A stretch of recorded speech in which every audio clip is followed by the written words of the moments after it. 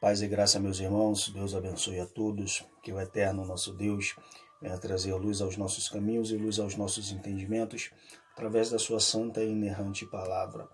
Seja bem-vindo a mais um vídeo, que esse vídeo possa servir de base de conhecimento para cada um de vocês que aqui estão a ouvir e ver este vídeo, tá? No vídeo de hoje nós vamos dar continuidade às lições bíblicas da CPAD, irmãos, tá? Casa Publicadora das Assembleias de Deus. A lição que nós vamos estar aqui comentando é a lição de número 5, né, que vai ser dada na sua igreja. Você que tem igreja aí que ama a escola bíblica dominical, tá, irmãos? É um ótimo aprendizado para cada um de nós, um ótimo mesmo, tá bom, irmãos? Nós vamos estar falando aqui da lição número 5, como eu falei, a mordomia da igreja local. Então aqui nós vamos aprender um pouco, né, sobre a assistência social, sobre os deveres do pastor, sobre os deveres dos membros, né, e vamos ver muitas coisas interessantes aqui, tá bom? Vamos dar continuidade para não tomarmos muito tempo, né? O texto áureo nos diz o seguinte: escrevo-te estas coisas, para que saibais como convém andar na casa de Deus, que é a igreja do Deus vivo, a coluna e firmeza da verdade. 1 Timóteo capítulo 3, versículo 14 e 15. Nós vemos aí em umas lições anteriores, nós vemos que andar, né, toda vez que você vê na palavra de Deus, justamente essa palavra andar significa concordar e estar em sintonia, tá? Só anda quem concorda, só anda quem está em sintonia com Deus, né? Nós vamos ver também que eu vou fazer um breve paralelo entre a igreja local e a igreja nossa casa. Por quê? Nossa casa, nossa residência que eu falo. Por quê? Porque todos nós sabemos que a igreja primitiva não tinha templo. O templo foi reconstituído no tempo daquele imperador pagão, tá? Constantino. Então aí que no tempo no reinado de Constantino aí, ele edificou o templo, então as igrejas automaticamente tomaram essas diretrizes, né? Mas nós sabemos que a igreja primitiva, ela era dentro das casas. Então, eu vou fazer um paralelo com a igreja local, com a igreja nossa casa, nossa residência. Tá bom, irmão? Nós vemos aqui só para dar base no que estou falando sobre a casa, sobre a nossa casa ser igreja, né? E a igreja primitiva congregava dentro das suas casas, tá? Que também não dá base para os nossos amados irmãos desigrejados, não dá base, né? Mas vamos lá, Romanos capítulo 16, versículo 3, 4 e 5, diz-nos o seguinte: saudai a Priscila e a Áquila, meus cooperadores em Cristo Jesus, os quais pela minha vida expuseram suas cabeças, o que não só eu lhe agradeço, mas também toda a igreja dos gentios. Saudai também a igreja que está em sua casa. Tem um vídeo aí, os vídeos anteriores, está assim, justamente com o tema,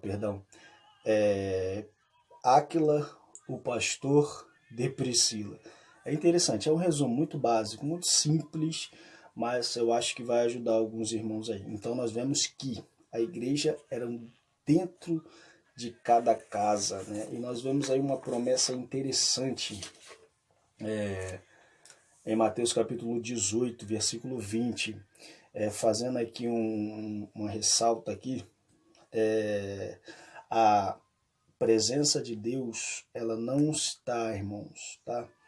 Ela não está resumida dentro da igreja local, não. A presença de Deus, ela se expande aonde nós estivermos, tá? Onde estiver dois ou mais reunidos, o Senhor está presente. Uma das maiores promessas, né?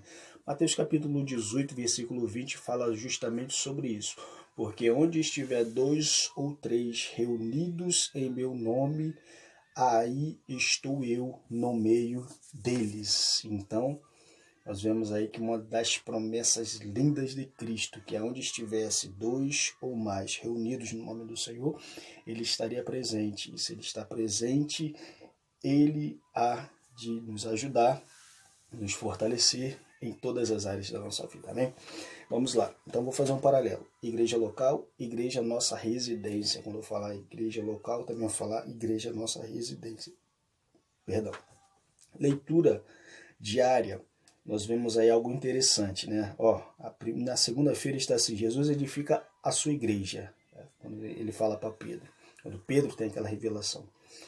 Também terça-feira, uma igreja em oração, quarta-feira, igreja em casa, quinta-feira, igreja, lugar de ensino, sexta-feira, igreja, lugar de edificação, sábado, Jesus, o cabeça da igreja. Então você vê o paralelo, né?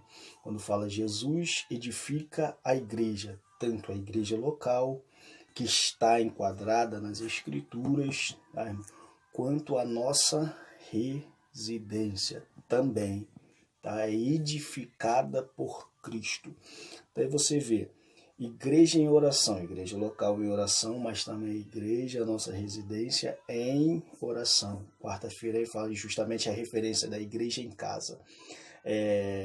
Quinta-feira, igreja, lugar de ensino, igreja local, lugar de ensino, igreja, residência, lugar de ensino. Sexta-feira, igreja, lugar de edificação, local, residência é lugar de edificação. Jesus é o cabeça da igreja local, que está enquadrada na Bíblia, quanto também a nossa casa. Ele é o cabeça da nossa casa. Interessante, né, irmãos? Louvado seja Deus. Vamos lá, leitura bíblica em classe. Nós vemos Atos capítulo 9, versículo 31, 1 Coríntios capítulo 1, versículo 1 e 2, e Hebreus capítulo 10, versículo 24 e 25. Vamos fazer menção de Atos capítulo 9, versículo 31, que diz assim: assim, pois, as igrejas em toda a Judéia, Galiléia, Samaria, tinham paz, e eram edificadas e multiplicavam, andando no temor do Senhor e na consolação do Espírito Santo, né? Vamos falar da igreja local, né? Tinha paz, era edificada, crescia, tá? E tinha temor. Nós vemos que temor, temer também, não temais, é tudo simbolizando medo. Aqui no versículo 31 de Atos capítulo 9 é justamente isso, andando no medo do Senhor e na consolação do Espírito Santo. Então, nós temos que temer. Quando a Bíblia diz temer, temor é justamente sentir medo de Deus. Por quê? Porque ele pode fazer perecer o corpo e lançar a alma no inferno. Irmãos, segundo, para pagar segundo as nossas obras. Então, essas igrejas iam crescendo, tinham paz, eram edificadas, se multiplicavam e andavam no temor do Senhor, no temor do Senhor. Então, que nossa casa venha estar sempre aí sendo edificada aí, tá? Que venhamos crescer. A promessa de Deus é crescermos. Que o Senhor venha nos ajudar a crescermos em todas as áreas, para que o nome dele venha ser glorificado através das nossas vidas, tá, irmão? Então fique tranquilo. Fique tranquilo, porque o Senhor é o Deus da sua casa, é o cabeça da sua casa. Então, se ele é o cabeça, nada vai faltar, porque ele é o dono do lugar. A igreja, eclésia, assembleia, congregação. Stanley Orton, na sua teologia sistemática, ele classifica justamente o seguinte: a igreja. No cristianismo primitivo, tinha o significado de lugar onde se reunia a eclésia ou a igreja, né? Local da assembleia, independentemente do seu uso ou ambiente. Independente do ambiente, era a igreja. Tá? Invocou o nome do Senhor, Mateus 18, 20, onde estiver dois ou mais reunidos no seu nome, ele está presente. Era considerado santo. O ambiente era considerado santo ou pertencente ao Senhor, porque o povo de Deus se reunia ali para adorá-lo e para servi-lo, tanto na igreja local quanto na congregação, assembleia, onde nós nos reunimos para adorar a Deus. Vamos lá então. Introdução. A igreja local é formada por pessoas que se reúnem para adorar, congregar, servir a Deus. Nesta lição, refletiremos sobre a nossa responsabilidade quanto lugar no qual desenvolvemos nossa comunicação com o Pai Celeste e com os irmãos em Cristo. Que o Espírito Santo nos guie neste estudo. O Espírito Santo nos guie sempre, irmãos. A mordomia dos bens materiais, tá?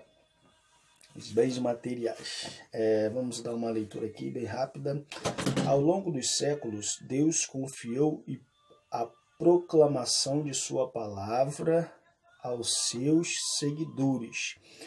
Aí no subtítulo diz assim, a mordomia e a valorização da palavra. Irmãos, nós vemos dias, nós estamos vivendo dias, infelizmente, estamos vivendo dias que a palavra de Deus já não tem mais valia em alguns lugares, tá? Então, o nosso mestre, Reinaldo Renovado, ele nos dá aqui um alerta muito grande em valorizar a palavra, tá? A palavra, em primeiro lugar, ela tem que ser valorizada, tanto por cada um de nós, quanto pela igreja local, tá? E que nós venhamos aí dar valor real, tá, à palavra do Senhor. Então, o que o Senhor nos confiou, né? Ao longo dos séculos, Deus confiou a proclamação de sua palavra aos seus seguidores. Então, se nós seguimos ao Senhor, nós automaticamente valorizamos a palavra, e se valorizamos a palavra, nós proclamamos a palavra. Hoje, pastores, evangelistas, discípulos e professores da escola dominical são mordomos que cuidam da evangelização e do discipulado nas igrejas locais. Por isso, todos devem zelar pela palavra de Deus, lendo-a, estudando em profundidade e realçando seu inestimável e infinito valor. Então, todos nós, você que se converteu ao cristianismo, você que se converteu, que aceitou reconciliar-se com Deus por meio de Cristo, tem o dever, a obrigação de zelar pela palavra do Senhor. Então, quando nós zelamos, nós valorizamos tanto a Deus quanto a sua palavra, e nós também proclamamos aqueles que estão interessados em ouvir. Quem não está interessado em ouvir, nós não podemos fazer nada. Então vamos lá, a palavra de Deus é primazia. Nós vemos isso no Salmo 119, versículo 11. Né? Num culto, a pregação e o ensino da Bíblia Sagrada devem ter toda a prioridade. O louvor é prioridade. O louvor é prioridade, nós vamos até colocar sim, né? Porque nós não vamos para a igreja local, diz um filósofo cristão, né? Nós não vamos para a igreja local para adorar, não. Nós já saímos das nossas casas para adorar a Deus, adorando a Deus. Nós não vamos lá para adorar, nós vamos lá, nós saímos de casa adorando para chegar lá adorarmos também.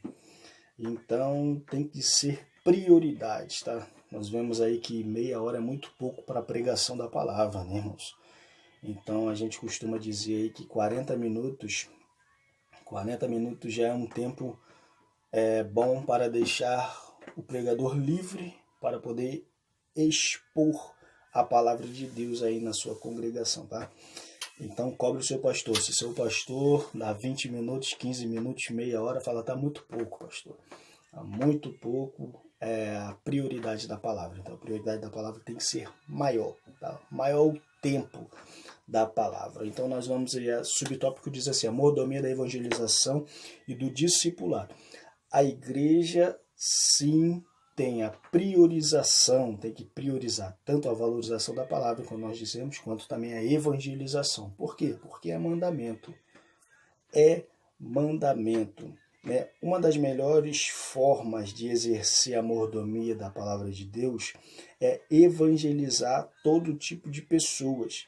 Mateus capítulo 16, versículo 15 e 16. Então nós vemos aí a mordomia, a priorização, né? Uma forma de exercer a mordomia, que é justamente a evangelização, de cumprir um mandamento do Senhor. Nós observarmos, nós cumprimos. Então a evangelização é muito importante, sim, irmãos.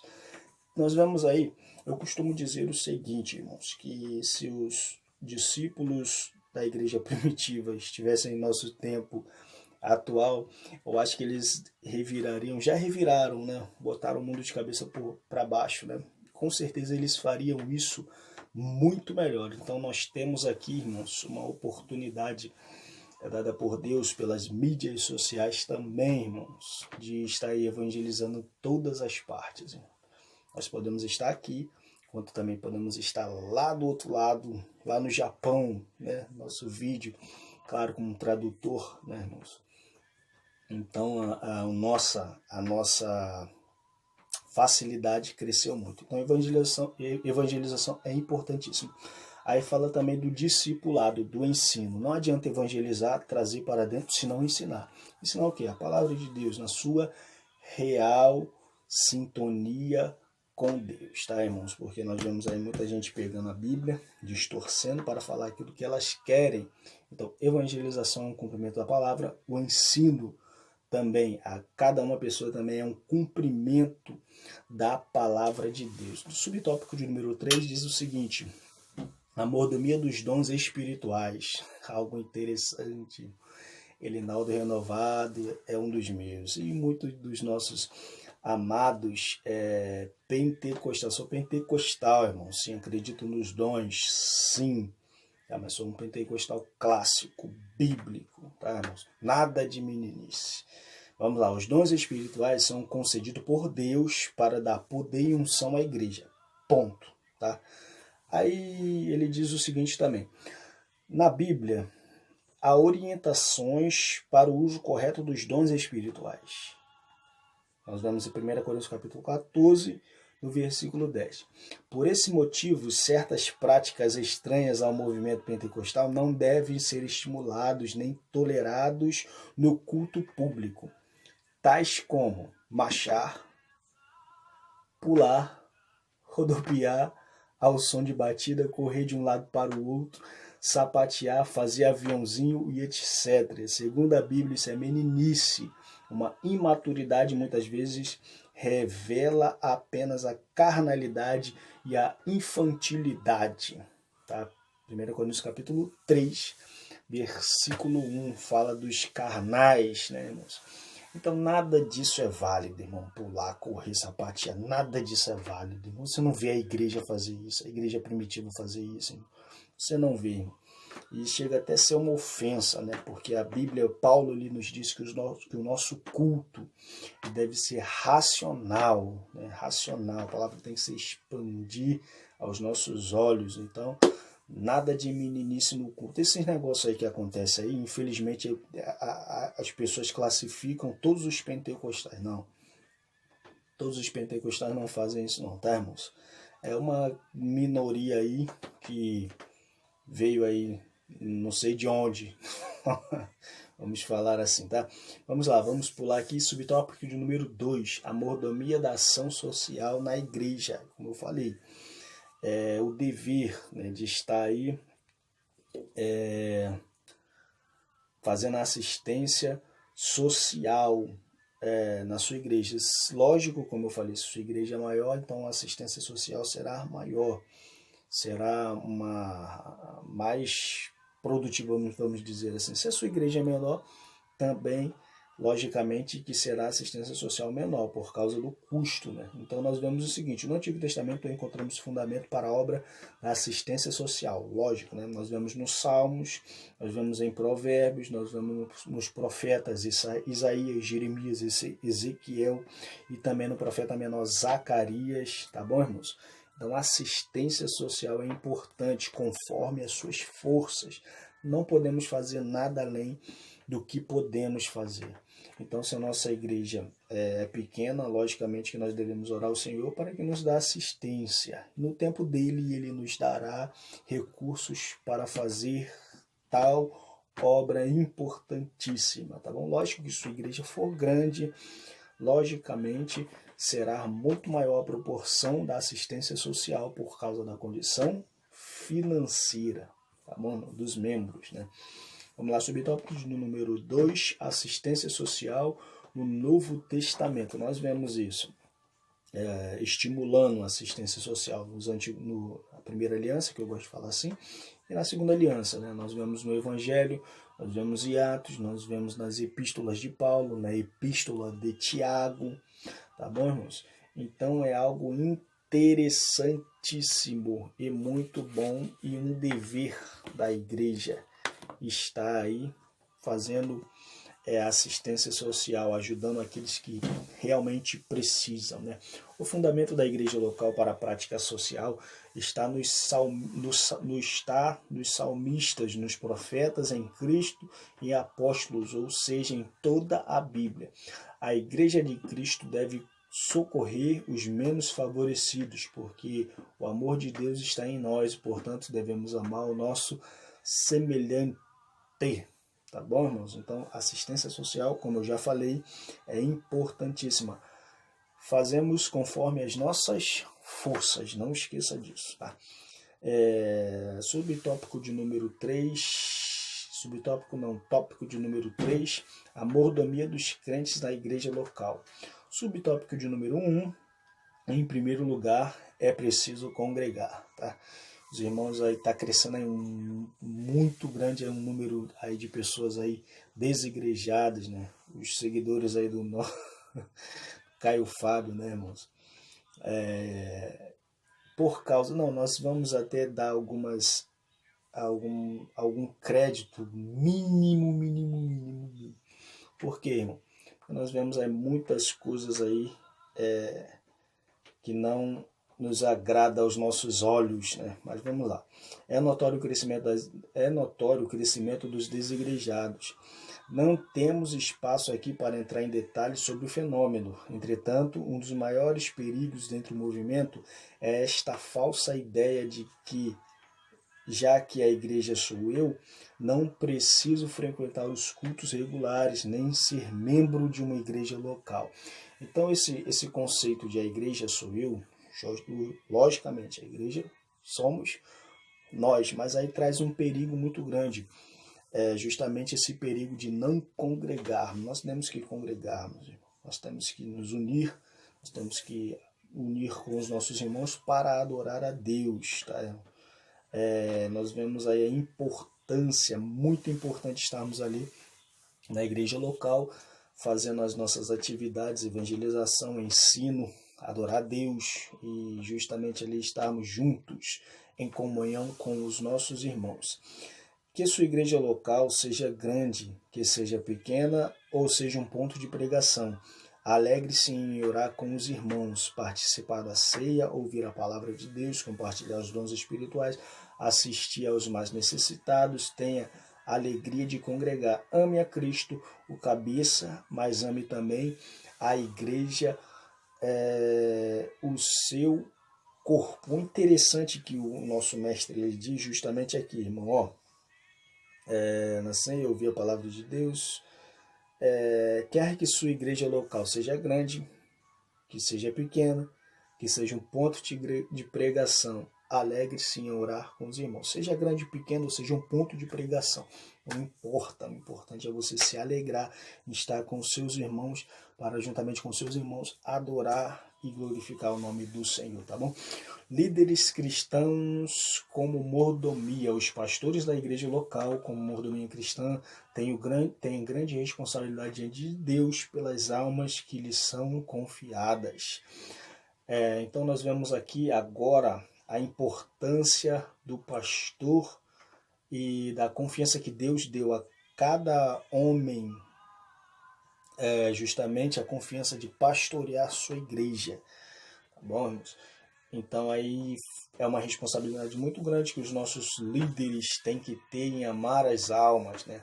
Algo interessante também que ele diz o seguinte: aqui está claro que nenhum líder deve comportar-se como maior que os outros. inacessível aos humildes servos do Senhor, mas todos devem fazer parte da irmandade da bacia e da toalha. Essa perspectiva consciente da liderança evangélica é o mais eficaz antídoto contra o orgulho. Tá, irmãos? O pastor não é maior espiritualmente, mas em humildade ele tem que ser maior também, né, irmãos? Lógico que o pastor é maior, né? Lógico que é o cabeça, o anjo da igreja. Cabeça é Cristo, o anjo da igreja, aquele responsável pelas nossas almas. Mas isso não significa que ele tem que se comportar como o maior. Não. A humildade de cada líder tem que ser notória, tá, irmão? Ele tem que servir. Ele foi chamado para servir. O pastor, ele serve as ovelhas. O pastor não é servido pelas ovelhas. Não, o pastor, ele serve. Se você não serve para ser pastor. Se você é pastor e não serve, você pode sair que você não está de acordo com a vontade de Deus. Então vamos lá. Responsabilidade do pastor em servir, e esta responsabilidade de estar é justamente cuidar das almas que lhe foi confiada pelo Eterno, mas também aos membros, também aos seus deveres de servir a igreja local, né? A mordomia dos membros e congregados. Uma igreja local, além dos líderes terem uma responsabilidade específica, os membros do corpo de Cristo devem ser útil à obra do Senhor, exercendo a mordomia do reino de Deus, conforme a sua capacidade. Orando, louvando, testemunhando, evangelizando, visitando enfermos, afastados, liderando departamentos, realizando outras atividades. É preciso trabalhar enquanto é dia. João capítulo 9, versículo 4. Então não há desculpa. Eu aceitei Cristo como meu único e suficiente Salvador.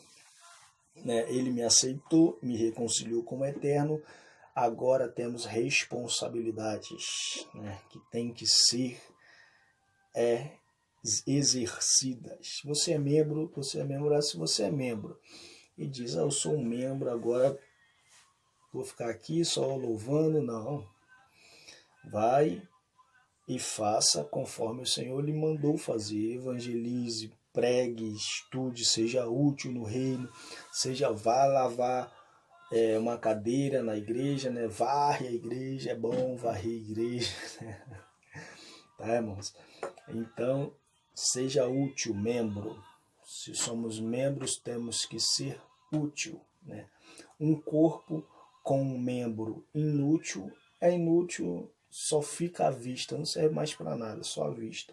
Já pensou esse dedo não fizesse isso? Ele é um membro do meu corpo. Se ele não fizesse isso, ele não teria serventia, apenas estaria como enfeite. Não seja enfeite em sua igreja. Seja um membro. Tá bom, meus irmãos? Conclusão diz-nos o seguinte: a mordomia da igreja local abrange muitas tarefas. Precisamos saber a nossa vocação e perseverar nela para servirmos melhor ao Senhor e à sua igreja.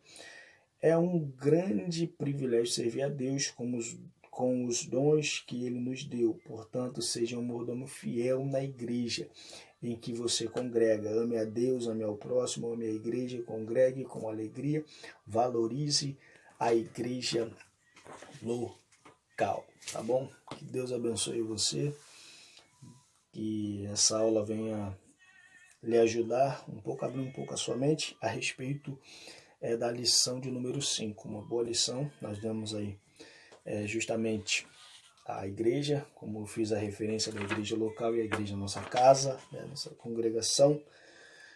Vemos os destaques do uso dos dons, a valorização da palavra, assistência social, que nós vemos tanto no Antigo quanto no Novo Testamento. Precisamos congregar, os deveres de servir, o dever do pastor servir, o dever dos membros servirem, serem úteis, tá, irmãos? Então, uma lição aí belíssima aí, que vai ser dada na sua igreja no dia 4 de agosto, a lição de número 5, Uma ótima lição, tá bom, meus irmãos? Que Deus abençoe a todos, que o eterno nosso Deus venha trazer luz aos nossos caminhos e luz aos nossos entendimentos, através da sua santa e inerrante palavra. Deus abençoe a todos, paz e graça a você que não é inscrito, se inscreva e dê aí o seu joinha aí, tá bom? Deus abençoe a todos, paz e graça.